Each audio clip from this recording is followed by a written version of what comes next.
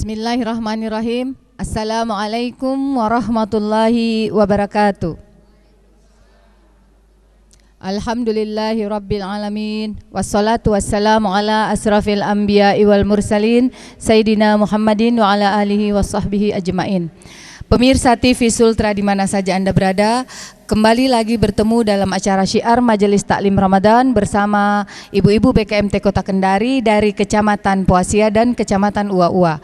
Bersama kita pada sore hari ini Ustadz kita Bapak Rusnam SHI MH yang insya Allah akan membawakan topik lemah lembut. Baik, kepada Ustadz disilahkan. Bismillahirrahmanirrahim. Assalamualaikum warahmatullahi wabarakatuh.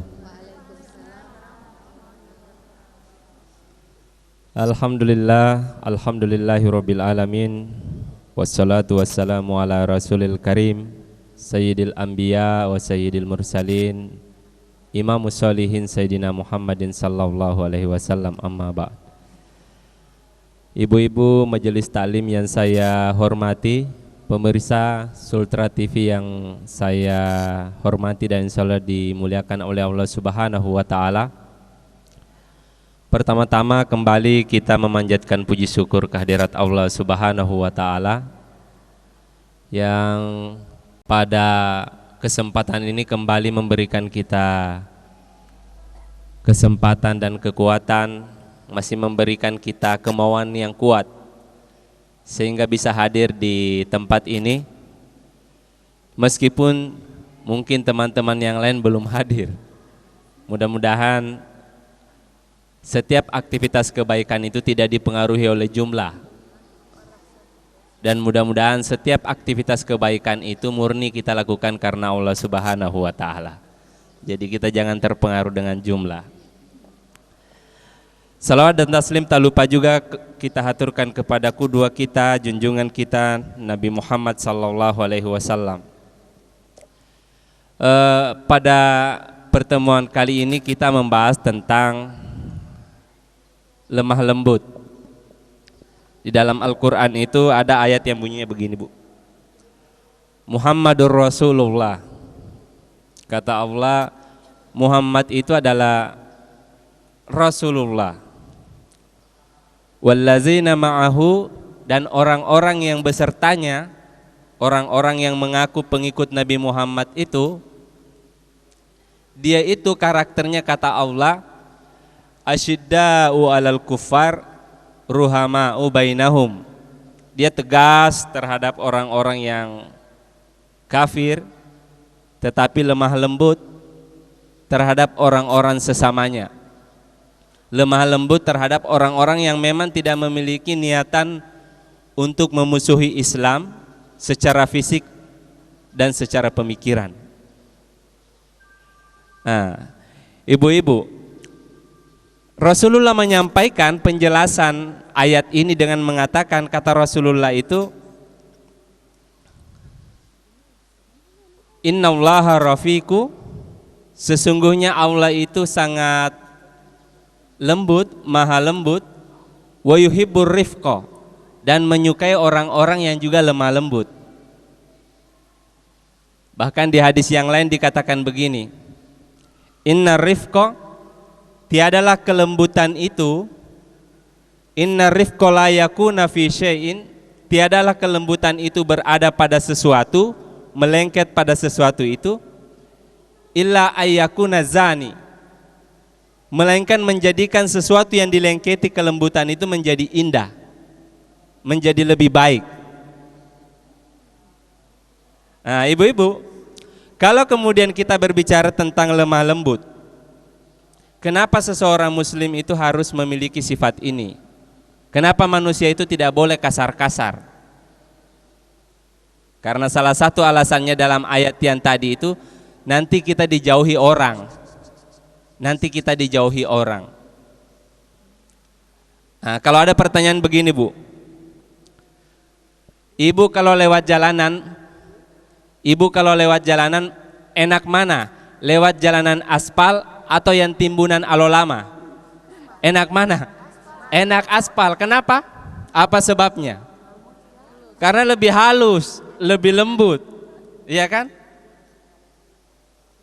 Nah, ibu-ibu juga suka pakai kain. Itu jenis kainnya apa Bu yang ibu pakai itu? Pakaiannya namanya apa, nama jenis kainnya? Apa? Sifon. Sifon dengan kain sutra. Halus mana? Sifon dengan kain sutra. Sutra. Mahal mana sifon dengan sutra? Apa sebab? Karena lebih halus. Karena lebih halus. Makanya itu di kampungnya ibu saya itu di Wajo, Sulawesi Selatan itu pekerjaan utamanya itu kan bikin sarung. Salah satu kemudian tekniknya mereka itu kalau habis bikin sarung sutra, untuk menguji bahwa kualitasnya itu sudah bagus, dibuka cincinnya itu orang yang menenun. Baru mulailah dikasih masuk ujungnya baru ditarik. Kalau dia lewat di cincinnya berarti sutra asli itu. Nah, makanya nanti kalau ada penjual sutra, buka cincin tarik ujungnya. Kalau dia bisa lolos itu berarti sutra betul itu. Tidak terlalu banyak campurannya. Nah, kalau kemudian kehalusan itu, kalau kemudian kelembutan itu berada kemudian di jalan saja bagus, melengket di pakaian saja bagus, jalanan yang halus lebih enak dilewati daripada jalanan yang timbunan, kasar. Pakaian kemudian yang halus, sutra, lebih mahal harganya daripada kemudian kain yang biasa. Karena kenapa? Karena lebih halus. Kalau kelembutan itu melengket di benda saja, dia bisa menjadikan orang itu lebih indah, lebih halus, lebih mahal. Maka apalagi kalau kemudian kelembutan itu melengket sama orang, pasti orang itu lebih enak dilihat, lebih enak diajak ngomong. Nah, termasuk sederhananya ibu-ibu itu kan pasti punya bedak toh. Ibu-ibu pakai bedak untuk apa? Supaya enak dilihat suami. Iya kan? Kenapa Bu? Iya. Jadi jangan sampai nanti kalau pergi majelis taklim pakai bedak, di rumah tidak pakai bedak. Aduh, jangan, kasihan suamita itu. Dia yang beli itu bedak. Pas pergi majelis taklim mandi. Pas mau pergi pasar ketemu dengan penjual ikan mandi. Pas di rumah malas mandi. Jangan ibu-ibu, jangan. Kasihan suamita. Bahkan kalau perlu sekali-sekali baju majelis taklim yang bagus-bagus ini dipakai hanya untuk suami. Mundar-mandir di depannya. Tapi jangan pada bulan Ramadan, jangan. Nanti mengacaukan puasanya. Ibu-ibu majelis taklim yang saya hormati, pemirsa Sultra TV yang saya muliakan. Kalau kita berbicara tentang kelemah lembutan, tentu saja setiap kita harus mulai melatih diri untuk lebih lemah lembut di dalam kehidupan. Ya kan? Terutama dalam berkomunikasi dan berbicara dengan orang lain. Karena rata-rata itu masalah itu umumnya timbul itu gara-gara mulut itu. Jarang-jarang gara-gara tangan dengan kaki. Lebih banyak pertengkaran terjadi itu gara-gara mulut. Sehingga perlu betul diperhatikan supaya kata-kata itu dia lembut. Ketika dia keluar itu rasanya itu tidak sama dengan seperti orang ditusuk duri. Ada orang kalau bicara dengan kita kayak dia tusuk kita. Iya. Ketika dia masuk ke hatinya kita kayak kenapa terasa pahit ini? Lebih pahit dari brotowali. Tahu brotowali Bu? Ada itu yang pahit untuk obat. Ada juga orang kalau ngomong itu kok tidak nyaman sekali, menyakitkan begitu. Lebih panas dari bara. Jadi kalau kita dekat itu menderita kita punya kuping. Hancur telinga kalau dia ngomong. Sehingga kita semua orang-orang yang berpuasa itu sebenarnya salah satu kemudian yang dilatih itu adalah bagaimana supaya bisa mengontrol kalimat-kalimatnya. Sehingga Nabi itu mengatakan begini, berkata benarlah, kul khairan aw liyasmut. Kalau tidak bisa lebih baik diam. Kata khair itu tidak hanya benar, tetapi seseorang kalau bicara itu tidak cukup dia benar. dia juga harus indah. Bahkan tidak cukup hanya indah, tidak cukup hanya baik, dia harus juga kata-kata itu menginspirasi. Ada kan orang kalau kita ngajak ngomong itu, tadinya kita tidak semangat, tiba-tiba jadi semangat.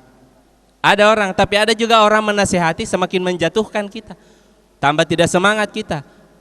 Harusnya karena kemudian cuacanya ini mendung, orang-orang mau pergi ikut majelis taklim, tiba-tiba dia muncul, dia komentarin ya alam, tiba-tiba tambah tidak semangat orang. Dia bilang, kayaknya ini hujan keras ini, gitu. Dan biasanya kalau hujan keras begini tidak mau berhenti. Akhirnya ibu-ibu malas untuk bergerak.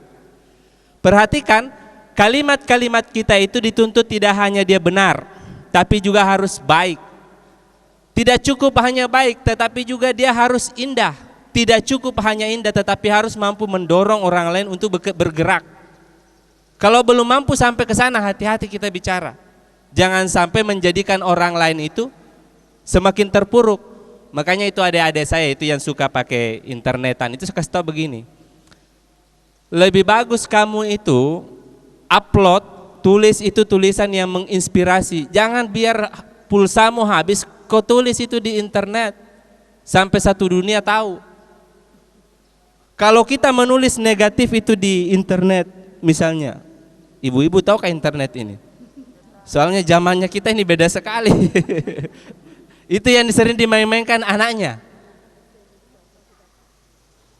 Kalau satu orang menulis kalimat negatif di situ, dia bilang habis pulsaku. Dia baca orang yang di sana yang di lepo-lepo, habis pulsanya dia. Saya juga tidak punya pulsa. Tidak ada harapan ini Indonesia ini.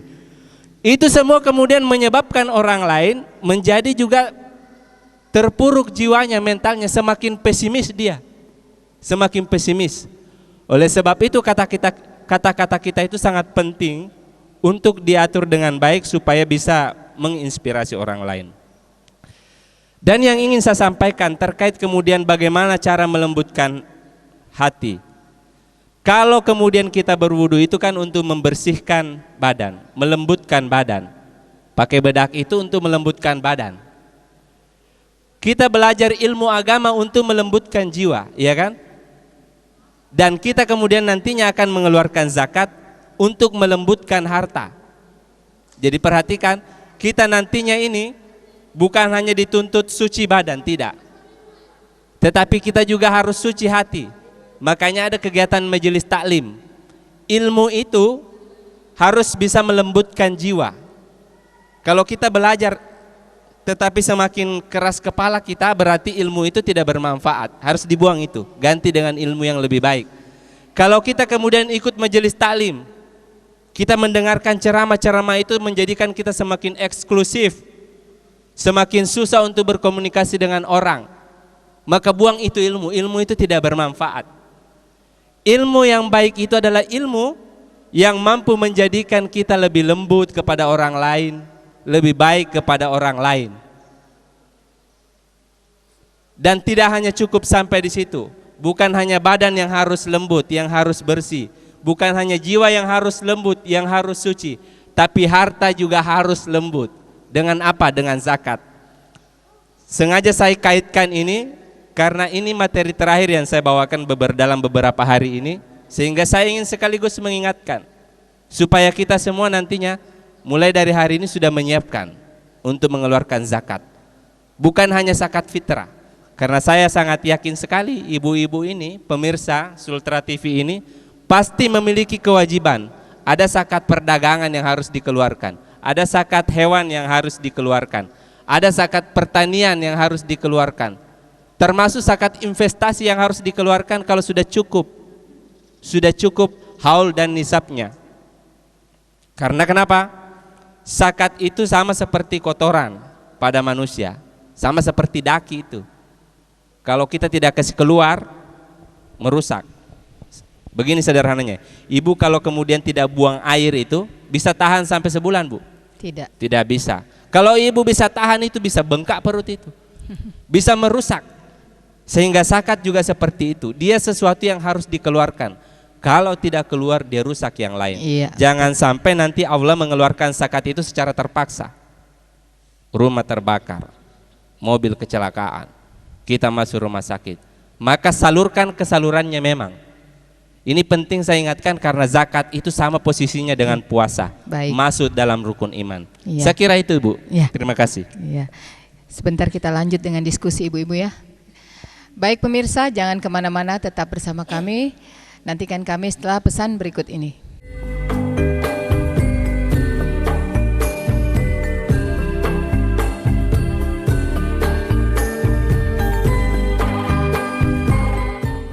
Assalamualaikum warahmatullahi wabarakatuh. Saya Wali Kota Kendari, atas nama pribadi, keluarga, dan atas nama pemerintah Kota Kendari mengucapkan selamat menunaikan ibadah puasa 1436 Hijriah. Billahi taufiq wal hidayah. Wassalamualaikum warahmatullahi wabarakatuh. Bismillahirrahmanirrahim. Assalamualaikum warahmatullahi wabarakatuh. Marhaban ya Ramadan. Kami dari pengurus BKMT Kecamatan Kadia mengucapkan selamat menunaikan ibadah puasa Ramadan 1436 Hijriah. Semoga amal ibadah kita diterima di sisi Allah Subhanahu wa Ta'ala. Amin ya Rabbal Alamin. Wassalamualaikum warahmatullahi wabarakatuh.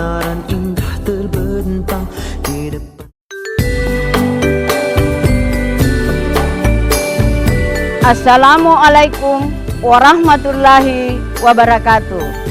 Kami dari pengurus BKMT Kecamatan Kambu mengucapkan marhaban ya Ramadan. Selamat menunaikan ibadah puasa 1436 Hijriah. Mohon maaf lahir dan batin. Semoga amal ibadah kita diterima oleh Allah Subhanahu wa Ta'ala. Assalamualaikum warahmatullahi wabarakatuh. Assalamualaikum warahmatullahi wabarakatuh. Kami dari BKMT Kecamatan Mandonga mengucapkan marhaban ya Ramadan. Selamat menjalankan ibadah puasa 1436 Hijriah. Wassalamualaikum warahmatullahi wabarakatuh. Assalamualaikum warahmatullahi wabarakatuh. Saya Musadar Mapasomba beserta keluarga mengucapkan selamat menunaikan ibadah puasa bulan Ramadan 1436 Hijriah. Semoga amalia Ramadan yang kita lakukan dapat membeningkan jiwa, mengasah empati, memperbaiki tutur, sikap dan tingkah laku kita, benahi jiwa, semai takwa. Assalamualaikum warahmatullahi wabarakatuh.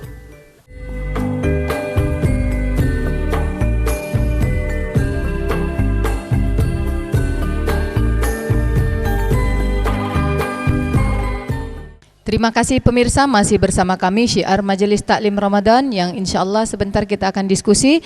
Kepada ibu-ibu yang sudah memegang mic, saya persilahkan. Bismillahirrahmanirrahim. Assalamualaikum warahmatullahi wabarakatuh. Terima kasih atas kesempatan yang diberikan kepada saya. Nama saya Hoode Rubiani dari Majelis Taklim Kuba, Kelurahan Andono, Kecamatan Posia. Adapun yang saya ingin tanyakan di sini Pak, kebetulan Bapak tadi sudah menyinggung tentang zakat.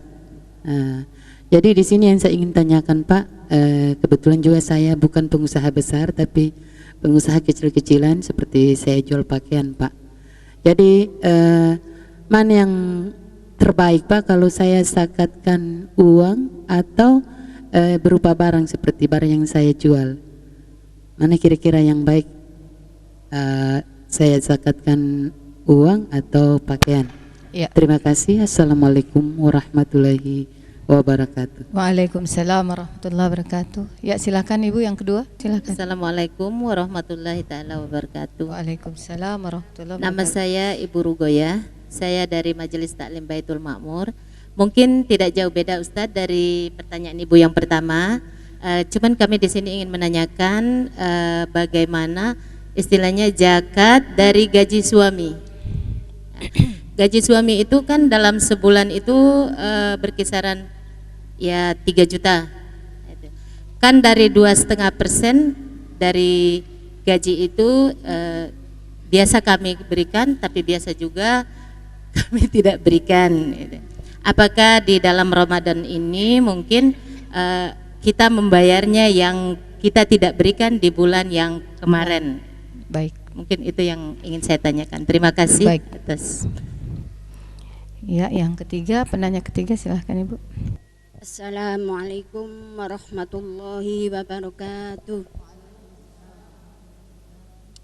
Nama saya Ibu Subini dari Majelis Taklim Nurul Amin Wawa, Kecamatan Wawa. Yang saya pertanyakan Pak, di sini masalah kelembutan. Artinya kan ada pembicaraan, kita ini orang tua, ada anak-anak yang bagaimana nih kalau kita bicara 1 kali, dia sudah 3 kali, 4 kali, itu pun agak menyinggung perasaan orang tua. Nah, sementara ini kita puasa, jadi kita jaga pembicaraan ini karena juga satu kita supaya kita bagaimana anak muda, bagaimana orang tua.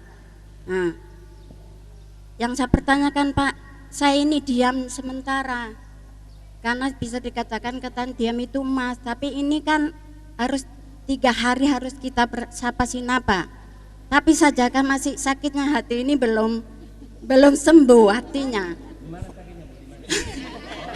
Hukumnya itu bagaimana Pak? Saya ini sementara saya diamkan supaya saya tidak mengeluarkan kata-kata kasar atau supaya